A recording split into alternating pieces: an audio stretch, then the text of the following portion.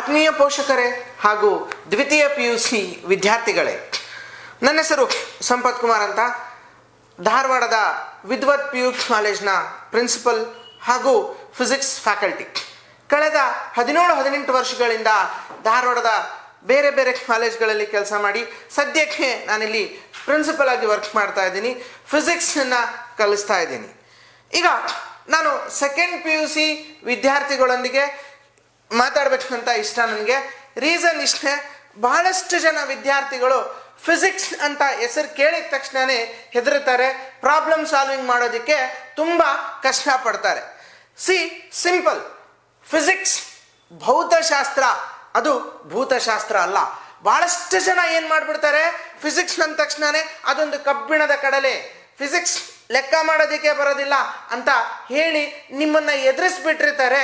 ಜೊತೆಗೆ ಫಿಸಿಕ್ಸ್ ಓದೋದಕ್ಕಿಂತ ಮೊದಲೇ ನೀವರ್ಧ ನಿಮ್ಮ ಕಾನ್ಫಿಡೆನ್ಸನ್ನು ಹಾಳು ಮಾಡ್ಕೊಂಡ್ಬಿಡ್ತೀರಿ.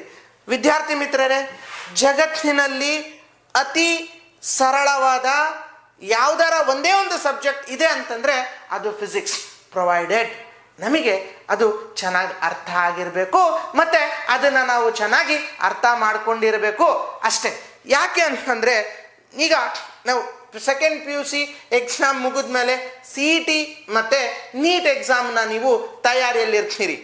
ಆ CET ಮತ್ತು ನೀಟ್ ಎಕ್ಸಾಮ್ಗೋಸ್ಕರ ಇರೋ 35ರಿಂದ 45 ದಿನಗಳಲ್ಲಿ ಯಾವ ಥರ ನಾವು ಎಂಟೈರ್ ಫಸ್ಟ್ PUC ಮತ್ತು ಸೆಕೆಂಡ್ PUC ಫಿಸಿಕ್ಸನ್ನು ಸಮರೈಸ್ ಮಾಡಿಬಿಟ್ಟು ಇರ್ತಕ್ಕಂಥ ಸಮಯದಲ್ಲಿ ಪೂರಾ ಸಿಲೆಬಸ್ಸನ್ನು ಯಾವ ಥರ ಓದಬೇಕು ಅನ್ನೋದನ್ನು ನಮ್ಮ ವಿದ್ವತ್ ಕಾಲೇಜಿನಲ್ಲಿ ನಡೆಸ್ತಕ್ಕಂಥ ಕ್ರ್ಯಾಶ್ ಕೋರ್ಸ್, CET ಮತ್ತು ನೀಟಿಗೆ ನಡೆಸ್ತಕ್ಕಂಥ ಕ್ರ್ಯಾಶ್ ಕೋರ್ಸಲ್ಲಿ ನಾವೆಲ್ಲರೂ ಹೇಳ್ಕೊಡ್ತೀವಿ. ಜೊತೆಗೆ ಫಿಸಿಕ್ಸ್ ಅಂತ ಬಂದ ತಕ್ಷಣವೇ ಭಾಳಷ್ಟು ವಿದ್ಯಾರ್ಥಿಗಳಿಗೆ ಒಂದೇ ಒಂದು ಥೇರಿ ಬರಿಬೇಕಾದ್ರೂ ಅಷ್ಟೇ, ಜೊತೆಗೆ ಲೆಕ್ಕ ಮಾಡಬೇಕಾದ್ರೂ ಅಷ್ಟೇ ಒಂದೇ ಒಂದು ಸಮಸ್ಯೆ, ಸರ್ ನೀವು ಹೇಳಿದ್ದೆಲ್ಲ ಅರ್ಥ ಆಗಿರುತ್ತೆ ಸರ್, ಚೆನ್ನಾಗಿ ಸರ್ಗಳು ಹೇಳಿ ತಿಳ್ಕೊಂಬಿಟ್ಟಿರ್ತೀವಿ, ಡಿರವೇಷನನ್ನು ಮಾಡ್ತೀವಿ, ಆದರೆ ಡಿರವೇಷನ್ಸ್ ಕನ್ಫ್ಯೂಸ್ ಆಗ್ತವೆ ಅನ್ನೋದು ಒಂದನೇದು. ಎರಡನೇದು, ಕಾನ್ಸೆಪ್ಟು ತಿಳಿದಿರುತ್ತೆ ಸರ್, ಆದರೆ ಲೆಕ್ಕ ಮಾಡೋದಕ್ಕೆ ನಾವು ಹಿಂದೇಟಾಗ್ತೀವಿ, ಲೆಕ್ಕ ಮಾಡೋದಕ್ಕೋಸ್ಕರ ಹೊಸ ಲೆಕ್ಕ ಮಾಡೋದಕ್ಕೆ ಹೋದರೆ ನಮಗೆ ಅದನ್ನು ಮಾಡೋದಕ್ಕಾಗೋದಿಲ್ಲ. Yes, of course, I am a physics lecturer, I do have the problems. Without problems, physics cannot be solved, my dear students. You know very well, the problems can be solved in many methods, but for a CET and NEET, what is required? The problems can be solved within a minute.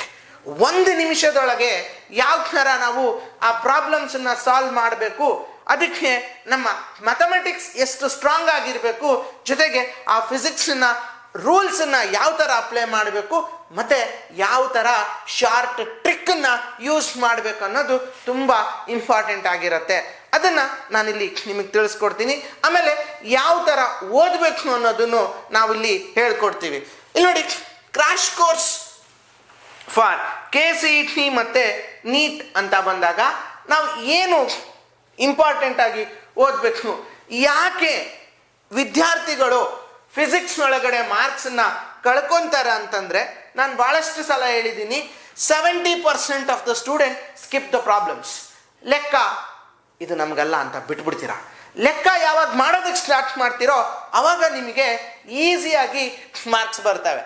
ಇನ್ನೊಂದೇನಪ್ಪ ಅಂತಂದರೆ ಈ ರಟ್ಟ mark technique, ಏನದು ಗಟ್ಟು ಹೊಡೆದು ಬಿಡೋದು, ಅರ್ಥ ಆಗೇತೋ ಬಿಟ್ಟೇತೋ secondary. Okay, ರಟ್ಟ ಮಾರ್ಕ್ ಅದು ಇಲ್ಲಿ ನಡೆಯೋದಿಲ್ಲ. Next, unable to imagine the scenario. ಯಾವತ್ತಾದ್ರೂ ನೀವು ಒಂದು ಲೆಕ್ಕ ಕೊಟ್ಟಾಗ ಇಮಿಡಿಯೇಟ್ನಾಗಿ ಪೆನ್ನು ಮತ್ತು ಪೇಪರ್ ಇಟ್ಕೊಂಡು ಆ ಸಿನಾರಿಯೋನ ಇಮ್ಯಾಜಿನೇಷನ್ ಮಾಡಬೇಕು. ಅಥವಾ if you can able to draw the diagram, ಆ ಡಯಾಗ್ರಾಮನ್ನು ಅದರಿಂದ ನಾವು ತೆಗೆಯೋದಕ್ಕೆ ಪ್ರಯತ್ನ ಮಾಡಬೇಕು. ಅದು ಒಂದು ಮೇನ್. ಇವು 3 ರೀಸನ್ನಿಂದ ಬಹಳಷ್ಟು ವಿದ್ಯಾರ್ಥಿಗಳು ಫಿಸಿಕ್ಸ್ ಅಲ್ಲಿ ಮಾರ್ಕ್ಸನ್ನು ಕಳ್ಕೊಳ್ತಾರೆ. ನೆಕ್ಸ್ಟ್, ನಾವೇನು ಮಾಡಬೇಕಪ್ಪ ಅಂತಂದರೆ, ಇಲ್ಲಿ ನಮ್ಮ ಕಾಲೇಜಲ್ಲಿ ಏನು ಮಾಡ್ತೀವಿ, ನಮಗೆ ಎಕ್ಸ್ಪೀರಿಯನ್ಸ್ ಫ್ಯಾಕಲ್ಟೀಸ್ ಇದ್ದಾರೆ, ಜೊತೆಗೆ NCERT ಟೆಕ್ಸ್ಟು ಮತ್ತು ಈ ಫಿಸಿಕ್ಸ್ ಕಾನ್ಸೆಪ್ಟನ್ನ ಯಾವ ರೀತಿ ನಾವು ಸಮರೈಸ್ ಮಾಡಬೇಕು, ಜೊತೆಗೆ ಅದನ್ನು ಮಿಕ್ಸಪ್ ಮಾಡಬೇಕು. ಸಿಲೆಬಸ್ನ ಕೆಲವೊಂದು NCERT ಇಂದ ಹೊರಗಡೆನೂ ಬರ್ತವೆ, ಕೆಲವೊಂದು NCERT ಯಲ್ಲಿ ಇರೋದು ಇಲ್ಲ. ಅವನ್ನ ಯಾವ ರೀತಿ ಸಮರೈಸ್ ಮಾಡಿ ಯಾವ ರೀತಿಯಾಗಿ ನಾವೆರಡನ್ನು ಜೊತೆಯಾಗಿ ತಗೊಂಡೋಗ್ಬೇಕು ಅನ್ನೋದನ್ನ ನಾವಿಲ್ಲಿ ಹೇಳ್ಕೊಡ್ತೀವಿ. ಮತ್ತೆ ಫಿಸಿಕ್ಸ್ ಅಂತಂದ್ರೆ it is a logical thinking. ಆ ಲಾಜಿಕಲ್ ಥಿಂಕಿಂಗ್ ಮತ್ತೆ ಶಾರ್ಟ್ ಕಟ್ಸ್ ಮೇಲೆ ನಾವು ಫೋಕಸ್ ಮಾಡ್ತೀವಿ. ಸರ್, ಯಾಕೆ ಶಾರ್ಟ್ ಕಟ್? ನೀವು ಆದ್ರೂ ಮನೆಯಲ್ಲಿ ಈಸಿಯಾಗಿ ಕುತ್ಕೊಂಡು ಒಂದು ಡಿರೈವ್ ಮಾಡು ಅಂತ ಹೇಳಿದ ತಕ್ಷಣ ನೀವು ಆರಾಮಾಗಿ ಮಾಡಿಬಿಡ್ತೀರಿ. ಓಕೆ, ಅದ್ರ ಫಾರ್ಮುಲಾ ಹೇಳು ಅಂದ ತಕ್ಷಣ ಸ್ವಲ್ಪ ಯೋಚನೆ ಮಾಡ್ತೀರಿ. ಅದನ್ನ ಲೆಕ್ಕಕ್ಕೆ ಅಪ್ಲೈ ಮಾಡು ಅಂದ್ರೆ ಹೆಂಗ್ ಸಾರ್ ಅಂತ ಯೋಚನೆ ಮಾಡ್ತೀರಿ. ಅದನ್ನೆಲ್ಲವೂ ಇಲ್ಲಿ ಶಾರ್ಟ್ ಕಟ್ ಯಾವ ರೀತಿ ಯೂಸ್ ಮಾಡಬೇಕು ಅನ್ನೋದನ್ನ ನಾನು ನಿಮಗೆ ತಿಳಿಸ್ಕೊಡ್ತೇನೆ. ಜೊತೆಗೆ CET ಮತ್ತೆ ನೀಟ್ ಎಕ್ಸಾಮ್ಸ್ಗೆ ಏನು ಡಿಫ್ರೆನ್ಸ್ ಇರುತ್ತೆ? ಮೇಜರ್ ಆಗಿ CETಗೆ ಏನಪ್ಪ ಅಂತಂದ್ರೆ ಫಾರ್ಮುಲಾ ಮತ್ತೆ ಸ್ಪೀಡ್, ಅದ್ರಗಳ ಮೇಲೆ ನಾವಿಲ್ಲಿ KCETಗೆ ಫೋಕಸ್ ಮಾಡಬೇಕು. ನೀಟಿಗೆ ಏನಪ್ಪ ಅಂತಂದ್ರೆ ಫಾರ್ಮುಲಾನ ನೆನಪಿಡ್ಕೊಳ್ಳೋದ್ರ ಜೊತೆಗೆ ಕಾನ್ಸೆಪ್ಟ್ ಬಿಲ್ಡ್ ಮಾಡಬೇಕು, ಜೊತೆಗೆ ಲೆಕ್ಕಗಳು 1-2 ಚಾಪ್ಟರ್ ಇಂದ ಮಿಕ್ಸ್ ಆಗಿ ಲೆಕ್ಕಗಳು ಬರ್ತವೆ.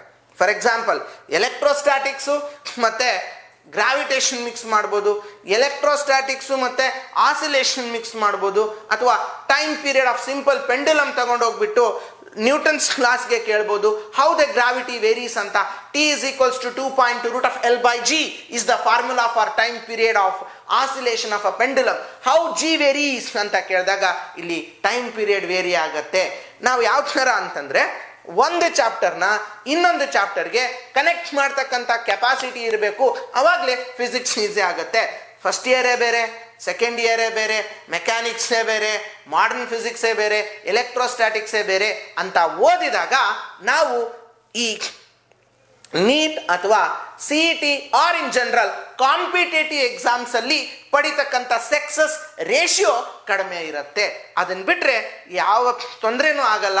ನಾವು ಅದನ್ನ ಜೊತೆಯಾಗಿ ಅವೆರಡನ್ನು ಕ್ಲಬ್ ಮಾಡಿಕೊಂಡು ಅದಕ್ಕೂ ಇದಕ್ಕೂ ಇರ್ತಕ್ಕಂಥ ರಿಲೇಷನ್ ತಗೊಂಡೋದಾಗ ನಾವು ಡೆಫಿನೆಟ್ಲಿ ಈ ಕಾಂಪಿಟೇಟಿವ್ ಎಕ್ಸಾಮ್ಸ್ ಒಳಗಡೆ ಸಕ್ಸೀಡ್ ಆಗ್ತೀವಿ.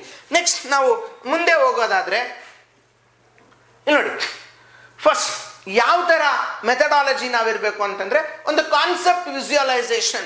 ಏನೋ ಒಂದು Newton, imagine that an apple is falling from a tree. Apple ಹೆಂಗ್ ಬಿತ್ತು? ಅದಕ್ಕೆ ಕಾರಣ ಗ್ರಾವಿಟಿ. ಅದು ಯಾಕೆ ಕೆಳಗಡೆ ಬಂತು, ಮೇಲೆ ಯಾಕೆ ಹೋಗ್ಲಿಲ್ಲ? ಇದು ಸಿಂಪಲ್ ವಿಜುವಲೈಸೇಷನ್ ಇರಬೇಕು.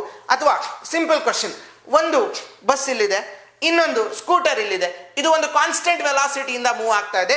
ಈ ಸ್ಕೂಟರ್ ಅವನು ಈ ಬಸ್ಸನ್ನ ಹಿಂದಾಕ್ಬೇಕು ಅಂತಂದ್ರೆ ಯಾವ ಆಕ್ಸಲರೇಷನ್ ಇಂದ ಇವನು ಮೂವ್ ಆಗಬೇಕು, ಅಥವಾ ಯಾವ ಡಿಸ್ಟೆನ್ಸ್ಗೆ ಅವರಿಬ್ರು ಈಕ್ವಲ್ ಆಗಿ ರೀಚ್ ಆಗ್ತಾರೆ? ಇಂಥ ಪ್ರಶ್ನೆಗಳನ್ನ ವಿಜುವಲೈಸೇಷನ್ ಮಾಡ್ತಕ್ಕಂಥ ಕೆಪಾಸಿಟಿ ಇರಬೇಕು. ಜೊತೆಗೆ ಫಾರ್ಮುಲಾನ ಯಾವ ರೀತಿ ಡಿರೈವೇಶನ್ ಮಾಡಬೇಕು ಅನ್ನೋದು ಗೊತ್ತಿರಬೇಕು. ಆಮೇಲೆ ನ್ಯೂಮರಿಕಲ್ಸ್, ದೊಡ್ಡದಾಗಿ JEE ಅಡ್ವಾನ್ಸ್ ಕ್ವಶನ್ಸ್ನ ಡೈರೆಕ್ಟಾಗಿ ಇಟ್ಕೊಂಡ್ಬಿಟ್ರೆ ನಾವು ಹೆದರು ಬಿಡ್ತೀವಿ.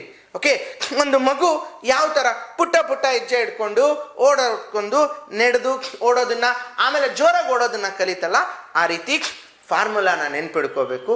ಜೊತೆಗೆ ಸಣ್ಣ ಲೆಕ್ಕಗಳನ್ನು ಅಂದರೆ ಡೈರೆಕ್ಟ್ ಫಾರ್ಮುಲಾ ಇರ್ತಕ್ಕಂಥ ಪ್ರಾಬ್ಲಮ್ಸನ್ನ ನಾವು ಸಾಲ್ವ್ ಮಾಡಬೇಕು. ಅದ್ರ ಜೊತೆಗೆ ನೆಕ್ಸ್ಟ್ ಸ್ಟೆಪ್ಪಲ್ಲಿ ಇಂಡೈರೆಕ್ಟ್ ವೇ ಆಫ್ ಪ್ರಾಬ್ಲಮ್ಸ್ ಇರ್ತ ಅವನ್ ಸಾಲ್ವ್ ಮಾಡಬೇಕು. ಅದಾದ್ಮೇಲೆ ಕಾನ್ಸೆಪ್ಟ್ ರಿಲೇಟೆಡ್ ಬಿಟ್ವೀನ್ 2 ಚಾಪ್ಟರ್ಸ್ ಅಂತ ಪ್ರಾಬ್ಲಮ್ಸನ್ನ ನಾವು ಬಿಲ್ಡ್ ಮಾಡ್ಕೊಂತ ಹೋಗ್ಬೇಕಾಗತ್ತೆ. ಆಮೇಲೆ ಮೋಸ್ಟ್ ಇಂಪಾರ್ಟೆಂಟ್, ನಮಗೆ ಏನು ಓದಬೇಕು, ಎಷ್ಟು ಓದಬೇಕು, ಯಾಕೆ ಓದಬೇಕು ಅಂತ ಗೊತ್ತಿರಬೇಕು. CETಗೆ ಜಡಬಲಿ ಅಡ್ವಾನ್ಸ್ ಲೆವೆಲ್ ಕ್ವಶನ್ಸ್ ಬರಲ್ಲ. ಓಕೆ, ಎಲ್ಲ ಪ್ರಾಬ್ಲಮ್ಸ್ ಇರಲ್ಲ. ಆಮೇಲೆ ಎಲ್ಲ ಪ್ರಾಬ್ಲಮ್ಸು ಈಸಿ ಅಲ್ಲ. ಜೊತೆಗೆ ಕ್ರಾಶ್ ಕೋರ್ಸ್ ಅಂದ ತಕ್ಷಣ ನಾವು ಕೂಡ ಶಾರ್ಟ್ಕಟ್ಟೇ ಹೇಳ್ತೀವಿ. ಒಂದು ನೆನಪಿರಬೇಕು, 60 ನಿಮಿಷದಲ್ಲಿ 60 ಕ್ವಶನ್ಸನ್ನ ಸಾಲ್ವ್ ಮಾಡ್ತಾ ಇರ್ತೀವಿ CETಯಲ್ಲಿ. ಆ 60 ನಿಮಿಷದಲ್ಲಿ 60 ಕ್ವಶನ್ಸು ಎಲ್ಲ ಪ್ರಶ್ನೆಗಳಿಗೂ 1 ನಿಮಿಷ ಬೇಕಾಗಲ್ಲ. ಎಲ್ಲ ಪ್ರಶ್ನೆಗಳಿಗೂ 1 ನಿಮಿಷ ಸಾಕಾಗಲ್ಲ. ಕೆಲವೊಂದು ಪ್ರಶ್ನೆಗಳನ್ನ 1 ನಿಮಿಷದ ಒಳಗಡೆನೆ ಉತ್ತರಿಸಬೇಕು. ಈ ಉಳಿದಿರ್ತಕ್ಕಂಥ ಟೈಮನ್ನ ಯಾವ ಪ್ರಶ್ನೆಗಳು 1 ನಿಮಿಷಕ್ಕಿಂತ ಜಾಸ್ತಿ ಸಮಯನ ತಗೊಳ್ತವೆ, ಅದಕ್ಕೆ ಅಲ್ಲಿ ಹಾಕಬೇಕು. ಈ ರೀತಿ ಟೈಮ್ ಮ್ಯಾನೇಜ್ಮೆಂಟ್ ಅನ್ನೋದು CET-ಯಲ್ಲೂ ತುಂಬಾ ಇಂಪಾರ್ಟೆಂಟ್. ಅದೇ ತರ ಫಿಸಿಕ್ಸ್ನಲ್ಲಿ ನಾವು ನೀಟಿಗೆ ಬಂದರೆ 45 ಕ್ವಶನ್ಸ್ ಬರ್ತವೆ. ಆ 45 ಕ್ವಶನ್ಸನ್ನು ಯಾವ ರೀತಿ ಸಾಲ್ವ್ ಮಾಡಬೇಕು ಅನ್ನೋದನ್ನು ನಾ ಇಲ್ಲಿ ಹೇಳ್ಕೊಡ್ತೇನೆ. ಜೊತೆಗೆ ಈಗ ಯಾವ ಚಾಪ್ಟರ್ಸಿಂದ ಈಗ ಟೈಮ್ ಕಡಿಮೆ ಇದೆ, ಎಲ್ಲ 28 ಲೆಸನ್ ನನಗೆ ಓದಕ್ಕಾಗಲ್ಲ ಅಂತಂದಾಗ ನಾವು ಯಾವುದ್ರ ಕಡೆ ಫೋಕಸ್ ಮಾಡಬೇಕು? Main focus is on modern physics. ಏನದು ಮಾಡರ್ನ್ ಫಿಸಿಕ್ಸ್? ಯಾವುದು? Photo electric effect, dual nature, atoms, nuclei, semiconductor electronics. ಇವಿಷ್ಟು ಈಸಿಯಸ್ಟ್ ಚಾಪ್ಟರು. ಆಮೇಲೆ ಕಂಪ್ಯಾರಿಟಿವ್ಲಿ ಇದರೊಳಗಡೆ ಬರ್ತಕ್ಕಂಥ ಲೆಕ್ಕಗಳು ಈಸಿಯಾಗಿರ್ತವೆ, ಡೈರೆಕ್ಟ್ ಫಾರ್ಮುಲಾ ಬೇಸ್ಡ್ ಇರ್ತವೆ. ಅದು ಫಸ್ಟ್ ಪ್ರಿಯಾರಿಟಿ. ನೆಕ್ಸ್ಟ್ ಆದ್ಮೇಲೆ ದೊಡ್ಡ ದೊಡ್ಡ ಲೆಸನ್ಸ್, ಎಲೆಕ್ಟ್ರೋಸ್ಟ್ಯಾಟಿಕ್ಸ್ ಮತ್ತೆ ಕರೆಂಟ್ ಎಲೆಕ್ಟ್ರಿಸಿಟಿ. ಅಲ್ಲಿ ನಾವು ಎಲೆಕ್ಟ್ರಿಕ್ ಚಾರ್ಜಸ್ ಅಂಡ್ ಪೊಟೆನ್ಷಿಯಲ್ ಆಗಿರ್ಬೋದು, ಫೀಲ್ಡ್ ಆಗಿರ್ಬೋದು, ಅಥವಾ ಪೊಟೆನ್ಷಿಯಲ್ಗೆ ಬಂದಾಗ potential due to single charge, potential due to multiple charges, then capacitance in series, capacitance in parallel. ಅದಾದ್ಮೇಲೆ the most favourite is current electricity. ಯಾಕೆ? ಅದು ದೊಡ್ಡ ಚಾಪ್ಟರು, ಕಂಪ್ಯಾರಿಟಿವ್ಲಿ ಹುಡುಗರಿಗೆ ಈಸಿ ಆಗತ್ತೆ. ಯಾಕಂದ್ರೆ 10th ಸ್ಟ್ಯಾಂಡರ್ಡ್ ಅಲ್ಲಿ ಕಲ್ತಿರ್ತೀರಾ, ಅದು ಈಸಿಯಾಗಿ ಬಂದ್ಬಿಡತ್ತೆ ಆ ಥರ. ನೆಕ್ಸ್ಟ್ ಆಪ್ಟಿಕ್ಸ್, ರೇಮ್ ಆಪ್ಟಿಕ್ಸ್ ಮತ್ತೆ ವೇವ್ ಆಪ್ಟಿಕ್ಸ್. ಹಂಗಂತ ಸರ್ ಉಳಿದ ಚಾಪ್ಟರ್ಸ್ ಓದಬಾರ್ದೇನ್ರಿ? ಆ ಥರ ನಾನು ಹೇಳ್ತಾ ಇಲ್ಲ. ಕಡಿಮೆ ಟೈಮಲ್ಲಿ ಜಾಸ್ತಿ ಸ್ಕೋರ್ ಮಾಡ್ತಕ್ಕಂಥ ಈ ಚಾಪ್ಟರ್ಸ್. ಮತ್ತೆ ಸೆಕೆಂಡ್ ಇಯರಿಗೆ ನಾವು ಹೋಗೋದಾದ್ರೆ ಮೆಕ್ಯಾನಿಕ್ಸ್ ಅಲ್ಲಿ ಸ್ಟ್ರೇಟ್ ಲೈನ್ ಇರುತ್ತೆ, ಪ್ಲೇನ್ ಇರುತ್ತೆ, laws of motion, work, power, energy. ಅದಾದ್ಮೇಲೆ ಥರ್ಮೋಡೈನಮಿಕ್ಸ್ ಮತ್ತೆ thermal properties, then kinetic theory of gases. ಇವಿಷ್ಟು ಮೇಜರ್ ಆಗಿ ಓದಲೇಬಾರ್ದು, ಉಳಿದಿದ್ದೀನಿ ಅಂತ ಹೇಳ್ತಿಲ್ಲ, ಇವಿಷ್ಟು ಮೇಜರ್. ಅದಾದ್ಮೇಲೆ ವೇವ್ಸ್ ಆಸಿಲೇಷನ್. ಈ ಥರ ಪ್ರಿಯಾರಿಟಿ ಪ್ರಕಾರ ನಾವು ಓದಿದ್ರೆ ನಾವು ಸ್ಕೋರ್ ಮಾಡೋದು ಈಸಿ ಆಗುತ್ತೆ. ನೆಕ್ಸ್ಟ್ ನಿಮಗೆ ನಾನು ನೋಟ್ಸ್ ಕೊಡ್ತೀನಿ. ಲೆವೆಲ್ 1 ಕ್ವಶನ್ಸ್, ಲೆವೆಲ್ 2 ಕ್ವಶನ್ಸ್, ಮತ್ತೆ higher thinking order skills HOTS ಕ್ವಶನ್ಸ್ನ ಯಾವ ಥರ ಸಾಲ್ವ್ ಮಾಡಬೇಕು ಅನ್ನೋದನ್ನ ಹೇಳ್ಕೊಡ್ತೀನಿ. ಆಮೇಲೆ ಲಾಸ್ಟ್ ಮೂಮೆಂಟಿಗೆ ಕ್ವಿಕ್ ರಿವಿಷನ್ ಹೆಂಗ್ ಮಾಡಬೇಕು ಎಲ್ಲ ಓದಿರ್ತೀರಿ, ಲಾಸ್ಟ್ ಹೋಗ್ತಿದ್ದೀನಿ ಅಂದಾಗ ನಿಮ್ಮ ಕಣ್ಣು ಮುಚ್ಕೊಂಡ್ಮೇಲೆ ಈ ನೆನಪಾದ್ರೆ ಮೇಲಿಂದ ಕೆಳಗಿನ ತನಕ ಆ ಫಾರ್ಮುಲಾ ಲಿಸ್ಟ್ಗಳು ನಿಮ್ಮ ತಲೆ ಒಳಗಡೆ ಓದಬೇಕು. ಅದಕ್ಕೆ ಒಂದೇ ರೀಸನ್, ಪ್ರಾಕ್ಟೀಸ್ ಪ್ರಾಕ್ಟೀಸ್ ಪ್ರಾಕ್ಟೀಸ್, ಇಷ್ಟೇ, ಬೇರೆ ಏನೂ ಇಲ್ಲ. ಓಕೆ, ಅಗ್ಲಗ್ಲ ಎವ್ರಿ ಟೈಮ್ ನೀವು ಅದನ್ನು ಸಾಲ್ವ್ ಮಾಡ್ಕೊತಾ ಇದ್ರೆ ನಿಮಗೆ ಈಸಿಯಾಗಿ ಅದೆಲ್ಲ ಬರುತ್ತೆ.